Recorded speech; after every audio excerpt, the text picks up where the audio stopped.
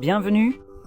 Devant moi se trouve un Samsung Galaxy Z Flip 7 et aujourd'hui je vais vous montrer quelques astuces et réglages que vous pouvez faire sur ce téléphone.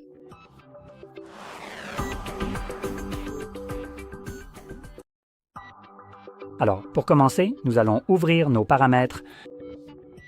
Je m'excuse, c'est la deuxième fois que j'enregistre ceci, donc certaines choses ont déjà été modifiées. Mais dans tous les cas, commençons par ouvrir notre affichage. On va commencer simplement. Ici, tout en haut, nous avons un mode clair et un mode sombre qui vous permet simplement de changer en permanence l'affichage de votre téléphone du mode clair au mode sombre. C'est entièrement une question de préférence. Maintenant, juste en dessous, ici, nous avons les paramètres du mode sombre qui nous permettent de configurer l'appareil pour qu'il passe du mode clair au mode sombre en fonction de l'heure de la journée, par exemple, ou selon une minuterie personnalisée. Vous pouvez voir, par exemple, que pendant la nuit, il serait avantageux d'activer le mode sombre pour éviter d'être ébloui par l'écran de plus de 3000 nits de luminosité. Maintenant, si l'on descend un peu plus bas, on trouve la fluidité du mouvement. Et ici, nous avons deux options, adaptatif et standard. L'adaptatif est celui qui monte jusqu'à 120, tandis que le standard va jusqu'à 60. En général, il vaut mieux choisir l'option la plus basse si vous ne voyez pas la différence entre les deux. Donc le 120 vous offre simplement un mouvement fluide et agréable lorsque vous faites défiler vers le haut ou vers le bas, et de manière générale, dans toutes les actions sur l'appareil. Donc cela signifie que vous avez 120 images par seconde, chaque seconde, tandis que le 60 coupe simplement cela en deux. Donc vous en avez 60. Et vous pouvez voir, par exemple, que faire défiler vers le haut ou vers le bas vous donne moins d'images, ce qui signifie que les choses paraîtront un peu plus saccadées. Mais si vous ne voyez pas de différence entre ces deux options, en choisissant standard, vous bénéficierez d'une meilleure autonomie de batterie. Même si ces deux options essaient de réduire la consommation de batterie en baissant le taux de rafraîchissement lorsqu'il ne se passe rien à l'écran, comme par exemple ici, cela consomme tout de même de la batterie lorsque vous faites quelque chose ou que quelque chose bouge à l'écran. Donc si nous allons dans la fluidité des mouvements, ceci ici est animé, donc cela force automatiquement l'appareil à fonctionner à 120 images par seconde. Donc vous pouvez choisir celle que vous voulez et comme je l'ai dit, l'option la plus basse vous offrira une meilleure autonomie de batterie. Maintenant, si nous revenons en arrière et que nous passons à la couleur adaptative, le ton, c'est quelque chose de similaire à ce qu'Apple propose avec leur True Tone, je crois que ça s'appelle comme ça. Je viens enfin de me rappeler le nom. Et ce que ça fait, c'est que lorsque vous l'activez, il essaie d'adapter la température des couleurs ou simplement la température de l'écran lui-même à l'environnement dans lequel se trouve le téléphone. Donc une fois activé, il essaie en ce moment d'assortir la couleur de la table blanche ici avec le blanc juste là. Personnellement, quand je le regarde, je trouve que ça ne fonctionne pas très bien, mais à la caméra, en fait, ça rend plutôt bien. Maintenant, je vais désactiver ça simplement parce que si on passe à côté de l'écran ou du mode d'affichage, on a deux modes. On a le mode vif et le mode naturel, et le mode vif dispose du curseur d'équilibre des couleurs juste ici, ce qui vous permet de le régler manuellement. Mais si vous avez le ton adaptatif des couleurs activé, vous ne pouvez plus le faire. Donc vous pouvez choisir l'option que vous préférez, et concernant le mode vif ou naturel, c'est simplement la saturation de l'affichage. Choisissez simplement celui que vous préférez. Personnellement, je préfère le mode naturel. Ça atténue simplement les couleurs, mais le mode vif offre aussi l'option, une fois qu'on désactive ça. Donnez-moi une seconde parce que je viens de faire une erreur. Donc, lorsque vous désactivez tout ce truc de True Tone, vous avez l'option des paramètres avancés en mode vif, et cela vous permet d'atténuer les couleurs manuellement ici, chaque couleur individuellement, rouge, vert et bleu. En plus d'avoir le curseur pour la vivacité, ou plus exactement la saturation, le faire glisser de l'autre côté vous donnera une image plus vive et saturée. Donc, choisissez simplement celui que vous préférez. Maintenant, pour revenir en arrière, nous avons le mode facile. Je vais juste évoquer rapidement cette option. C'est un mode conçu très probablement pour les personnes âgées ou malvoyantes. Il augmente la taille des applications sur votre écran d'accueil, supprime ou augmente ou peut-être pas l'augmenter, mais réduire le nombre d'applications que vous avez sur une seule page, car elles deviennent beaucoup plus grandes et la grille est réduite. Donc vous n'avez par exemple que 3 applications sur une ligne ou horizontalement. Et verticalement, je pense que vous êtes limité à environ 4 applications. Peut-être plus sur cet appareil, car il est un peu comme une télécommande en termes de longueur. Donc, oui, vous pourriez vouloir activer cette option si vous avez des difficultés à voir l'appareil ou à identifier les icônes sur votre écran d'accueil. Je ne vais pas activer cela car je crois, si je me souviens bien, que cela nécessite de redémarrer l'appareil pour que cela prenne effet, donc je n'ai pas vraiment envie de le faire. Maintenant, pour revenir ici, dans l'affichage, nous avons le panneau latéral, et le panneau latéral par défaut serait en fait visible quelque part juste ici. Donc je vais juste, voilà, je le fais réapparaître. Normalement, ça ressemble à ça, donc on voit à peine un léger contour ici. Vous pouvez faire glisser vers le haut dessus, ça fait apparaître le panneau. Généralement aussi, il y a un peu plus de choses ici avec les... Laissez-moi voir si je peux le trouver.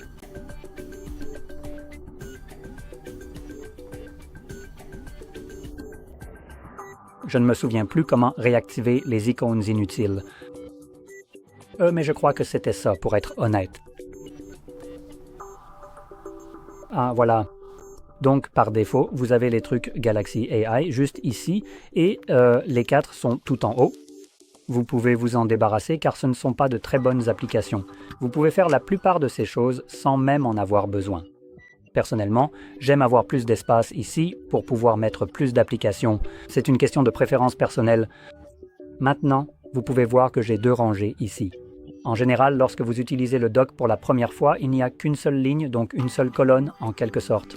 Mais dès que vous commencez à ajouter plus d'applications ici, par exemple, je peux en déposer quelques-unes de plus juste ici. Donc, dès que vous commencez à ajouter plus d'applications, il finit par vous donner une deuxième rangée. Et après en avoir ajouté encore plus, cela devient alors défilable. Là, je n'ai pas encore dépassé le nombre pour que ce soit défilable, mais ensuite, vous pouvez simplement faire défiler vers le haut ou vers le bas. Déjà en soi, ce dock est très utile car il vous permet à tout moment, peu importe l'application que vous utilisez, de le faire apparaître et par exemple de prendre quelque chose comme la galerie. Vous pouvez le maintenir appuyé et vous voyez alors que cela me permet de le déposer soit en écran partagé en haut, soit en écran partagé en bas. Je peux aussi annuler, ou si je le dépose au milieu, cela me permet d'utiliser la vue pop-up. Cette option-là est vraiment sympa car on peut utiliser l'application et la masquer rapidement. Oups, je viens de me tromper de bouton. Donc, cela me permet de la masquer comme ceci, sous forme de bulle d'application, que je peux déplacer où je veux et y accéder quand je le souhaite. Je peux avoir plusieurs applications ouvertes comme ça, sous forme de bulle d'application. Par exemple, je vais en ouvrir une autre, le navigateur. Je dépose et maintenant, nous en avons 2. Je vais minimiser les 2 et vous pouvez voir maintenant qu'on a un panneau qui nous permet de choisir celle qu'on veut et évidemment, comme vous l'avez déjà vu, on peut avoir les 2 ouvertes en même temps. Vous pouvez en avoir encore plus d'ouvertes et vous pouvez aussi faire du partage d'écran en même temps. Mais pour l'instant, c'est un peu difficile à voir, donc supprimons ça complètement et vous voyez qu'on est maintenant en partage d'écran. Aussi, comme vous venez de me voir le faire, vous pouvez le masquer sans utiliser la bulle d'application. Donc si vous le faites glisser vers le bord, il disparaît simplement, tout en restant dans son état ouvert. Et si vous cliquez dessus, il se rouvre. C'est une fonctionnalité vraiment sympa pour le multitâche partout. Maintenant, une autre chose que vous pouvez faire, puisqu'on parle déjà de multitâche, c'est que lorsque vous êtes en partage d'écran comme ceci, vous avez ces 3 points juste ici. Quand vous cliquez dessus, cela vous donne l'option de l'ajouter aux favoris. Et maintenant, on peut l'ajouter au panneau latéral ou à l'écran d'accueil, et où vous pouvez faire les 2, je pense. Donc je vais juste choisir le panneau latéral. Si je le fais glisser maintenant, j'y ai accès juste ici, et pour vous montrer, je vais tout fermer. Cliquez dessus, et voilà, ça ouvre les 2 applications dans l'état où je les avais laissées, en même temps, ce qui rend le partage d'écran beaucoup plus pratique. Aussi, la position de ceci peut être modifiée. Par exemple, vous pouvez avoir YouTube ici en haut et le navigateur en dessous, et si vous l'enregistrez comme ça, c'est ainsi qu'il s'ouvrira, ce qui est vraiment pratique. Bref, on va retourner dans les paramètres et passer à la personnalisation de ce panneau, ce qu'on peut faire en sélectionnant panneau latéral et poignée. vous m'avez déjà vu, le rendent complètement invisible auparavant. Alors, la façon de faire cela est de faire glisser le curseur de transparence vers le niveau élevé. Cela le rendra invisible. Même si on peut encore le voir pour l'instant, quand on reviendra en arrière, il disparaîtra. Et j'aime bien le placer juste à l'endroit où se trouvent les boutons de volume. En général, j'adapterai aussi la taille de ceci à celle des boutons de volume, mais comme ces boutons de volume sont plutôt petits et placés très haut, je préfère le laisser tel quel. Ou peut-être même que vous pourriez augmenter la taille juste pour qu'il descende un peu plus bas. Cela vous facilite un peu la tâche pour le retirer plus tard, sans avoir à aller jusqu'à l'endroit où se trouvent les boutons de volume, car, comme je l'ai dit, ils sont assez hauts sur le téléphone et le téléphone lui-même est assez long. Donc maintenant, même si c'est complètement caché à la vue, vous pouvez toujours y accéder sans problème. Et ici, nous avions aussi les panneaux, sur lesquels j'ai un peu cliqué mais dont je n'ai pas parlé. Vous pouvez donc ajouter des panneaux supplémentaires. Je n'ai pas l'option pour le moment, mais si vous êtes connecté au compte Samsung, vous aurez un bouton Galaxy Store juste ici. Et dans le Galaxy Store, vous pouvez trouver des panneaux supplémentaires qui sont généralement payants. Ils ne sont pas chers. Ils coûtent environ $1, $2 à acheter, ce qui évidemment étend les fonctionnalités de ce panneau. Et chaque fois que vous ajoutez des panneaux et que vous les étiquetez ici, vous pouvez ensuite faire glisser ce panneau sur le côté pour simplement parcourir les pages que vous avez ajoutées. D'accord. Passons maintenant à la barre de navigation. Nous avons des boutons et des gestes. Je vais surtout parler des gestes, car il y a eu quelques changements. Donc, si nous allons dans « Avec les gestes activés », plus d'options, vous pouvez voir que c'est très limité. Cela, et en général, je dirais que c'est inacceptable pour un téléphone qui coûte aussi cher, venant d'une entreprise qui est l'un des plus grands fabricants de téléphones, de, premièrement, supprimer des options d'Android pour imposer leur compte pourri. Parce que ce qu'ils ont fait, c'est qu'ils ont supprimé des fonctionnalités qui étaient là. Premièrement, ils les ont déjà pourris. Donc, si vous essayez, par exemple, de masquer la barre, ce que vous pouviez faire, avant c'était visible ici pour masquer la barre, c'était fait de telle manière que si vous utilisiez un lanceur tiers, ça ne fonctionnait pas bien. Donc, ce n'était pas une option optimale pour quiconque utilisait un lanceur tiers. Maintenant, ils l'ont complètement supprimé d'ici, tout simplement, et ont juste laissé une seule option.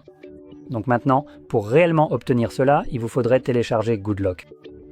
Et juste pour vous montrer, si j'arrive à taper correctement, Good, voilà. Donc vous avez cette application appelée GoodLock. Elle n'est disponible que sur le Samsung Store. Parce que, comme je l'ai dit, ils veulent que vous vous connectiez à leur compte pourri. Et c'est la seule raison pour laquelle vous auriez à vous connecter à un compte Samsung pour cette daube. Ou, enfin, l'application est en fait bonne, mais... Donc ça s'appelle GoodLock, et ici, vous pouvez voir plein d'autres choses que vous pouvez télécharger. J'en ai 2 qui sont téléchargés. J'ai Navstar et QuickStar. Maintenant, Navstar est celle qui vous intéressera pour modifier votre barre de navigation. À titre d'exemple rapide, ici, quand on utilise la navigation par geste et qu'on revient en arrière, par exemple, vous pouvez voir que la barre de navigation empiète sur le texte.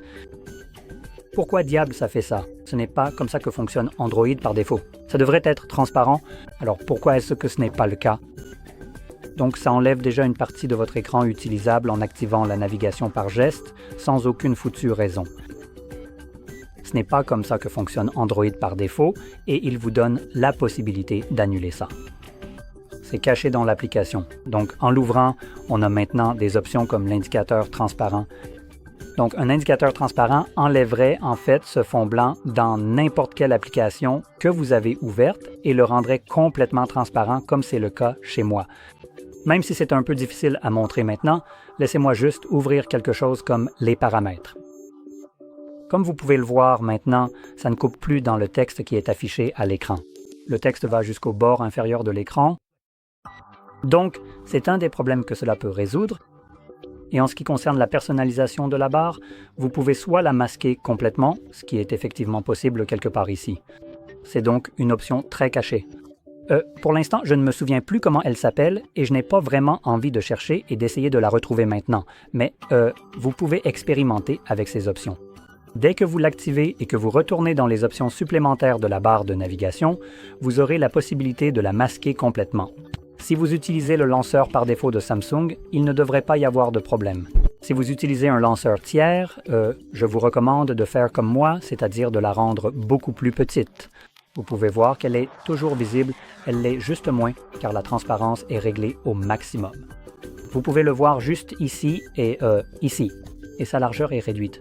C'est le maximum que je puisse faire, comme vous pouvez le voir avec ces deux petites lignes juste ici. Je ne peux pas aller plus loin, mais c'est la limite que vous pouvez atteindre. Et une autre chose que vous voyez ici, c'est Quick Star, une autre fonctionnalité que j'aime personnellement qui vous permet de masquer certains de vos icônes ici dans la barre d'état. Donc encore plus de personnalisation et encore une fois, plus d'options que ce que Samsung ou plutôt Android en général propose normalement. Enfin, peut-être pas la nouvelle version. Bref, il y a une dernière chose que je voulais vous montrer que j'ai aussi activé tout au long de la vidéo, c'est l'accélérateur d'animation.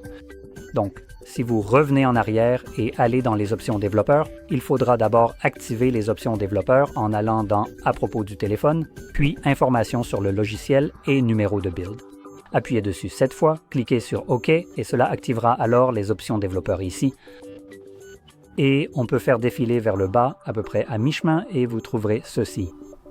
Échelle d'animation de fenêtre, échelle d'animation de transition et échelle de durée d'animation. Par défaut, celles-ci sont réglées sur 1, et par exemple, l'échelle d'animation de fenêtre correspond à cette fenêtre ici, et vous pouvez par exemple la désactiver pour supprimer toutes les animations complètement, et la fenêtre apparaîtra instantanément à l'écran au lieu d'être animée, comme c'est le cas par exemple en ce moment. Personnellement, j'aime la régler sur 0,5. Cela réduit l'animation de moitié, donc ça vous fait gagner la moitié du temps que vous passeriez à attendre. Et comme ces téléphones sont suffisamment rapides pour ne pas saccader avec ce réglage, c'est vraiment une option évidente. C'est juste que c'est caché de cette façon, il faut activer les options développeurs pour pouvoir y accéder. Donc, ça c'est une chose, et en revenant à la page principale des paramètres, il y a une dernière chose que je voulais montrer, c'est, si je la trouve, Mods et Routine. En fait, il y a deux choses que je veux montrer. Donc, dans Mods et Routine, vous pouvez sélectionner Routine et vous avez plusieurs options différentes. Donc si on va dans Routine, on peut sélectionner Ajouter. Sélectionne cet endroit, je suppose. Donc je vais créer quelque chose comme Workplace. Cool. Lors de l'utilisation de l'application, il sait donc immédiatement où je me trouve et à partir de là, je peux sélectionner Enregistrer pour qu'il sache exactement où je suis et voyons voir. Je vais faire du mode. Je pense que nous devrions pouvoir en créer un personnalisé. Non. Ok, nous y voilà. Donc dans Routine maintenant, on peut cliquer sur plus, ajouter ce qui va déclencher cette routine. Voyons voir, si je choisis Emplacement, Lieu. Donc lieu, je vais sélectionner Travail. Donc en ce moment précis, je suis pleinement concentré sur mon travail. Ce que cette action va concrètement faire, c'est que lorsque j'arrive, donc au moment où j'atteins cet endroit spécifique et désigné, alors à ce moment-là, on peut, par exemple, choisir de mettre le téléphone en mode « Ne pas déranger » afin d'éviter toute interruption, puis activer cette fonction et enfin enregistrer les modifications pour que les réglages soient bien pris en compte et permanents. Arriver au travail, ça suffit. Donc maintenant, il passe immédiatement en mode « Ne pas déranger » dès que je suis au travail, donc à cet endroit. Et on peut définir une autre routine, par exemple, pour que quand on quitte cet endroit, il désactive automatiquement le mode « Ne pas déranger ». Et on peut aller encore plus loin avec ça. Par exemple, on peut faire des choses de maison connectée. Donc si vous quittez votre domicile, ça éteint automatiquement les lumières. Si vous arrivez chez vous à une heure précise, quand cette heure est atteinte, cela allume vos lumières. Donc cela vous offre une très bonne polyvalence, surtout pour la maison connectée. C'est d'ailleurs principalement pour ça que je l'utilise. Donc, vous aurez moins besoin d'interagir avec lui. Et à ce moment-là, ça devient vraiment intelligent. Donc, je vous recommande d'y jeter un œil. Cela demande un peu de finesse pour le configurer. Mais une fois que c'est fait, c'est le genre de choses qu'on fait une fois et qu'on oublie. Maintenant, une dernière chose dont je voulais parler se trouve dans la section audio, je crois ou non, dans le mode son et vibration. Et si l'on fait défiler vers le bas, vous trouverez la qualité sonore et les effets. Et ici, nous avons l'option Adapt Sound, on peut appuyer dessus. Par défaut, je pense qu'elle est désactivée, donc il faudra d'abord l'activer. Et ensuite, lorsque vous cliquez sur le texte, cela vous amène directement ici. Donc, nous avons plusieurs modes. Nous avons les moins de 30 ans, les 30 à 60 ans et les 60 ans et plus. Choisissez celui qui correspond à votre tranche d'âge. Et ce que cela fait, c'est que cela crée ou active un égaliseur personnalisé pour cette tranche d'âge en fonction de la perte auditive. Donc, si vous ne le saviez pas, on perd de l'audition en vieillissant. Donc, cette fonctionnalité spécifique essaie de compenser cela et d'amplifier les fréquences que vous perdriez avec l'âge afin de vous redonner l'audition des sons que vous souhaitez entendre en les rendant plus forts. Maintenant, cela ne fonctionne que lorsque vous utilisez des écouteurs, des oreillettes ou tout appareil similaire. Cela ne fonctionne pas avec les haut-parleurs du téléphone lui-même, donc vous devez par exemple avoir des oreillettes. Mais à part ça, ce que je recommande de faire au lieu de choisir l'une de ces options, c'est en fait d'ajouter un profil sonore personnalisé. Cela vous permet alors de créer un égaliseur personnalisé spécifiquement pour vous. Maintenant, cela vous permettra également de créer en partie un égaliseur qui compense le manque de certaines fréquences ou de fréquences plus basses de vos écouteurs ou oreillettes. Donc, par exemple, si vos oreillettes ont tendance à avoir du mal avec certaines, je ne sais pas, disons les fréquences autour de 200 Hz, en passant ce test, vous pourriez entendre ces fréquences et ces écouteurs ne seront pas vraiment capables de les produire de façon à ce que vous puissiez les entendre, même si vous entendez bien. Donc, vous indiqueriez que vous ne pouvez pas l'entendre et par conséquent, le téléphone augmenterait automatiquement ses fréquences, les 200 Hz, pour qu'elles soient un peu plus fortes et espérerait ainsi compenser le manque de capacité de vos écouteurs à produire ce son. Vous pouvez donc voir comment cela permettrait de compenser, un manque de qualité dans votre périphérie auditive simplement en créant un égaliseur personnalisé. Maintenant, cela étant dit, j'espère que vous avez trouvé cette vidéo utile car cela résume le sujet. Et si c'est le cas, n'oubliez pas de liker, de vous abonner et merci d'avoir regardé.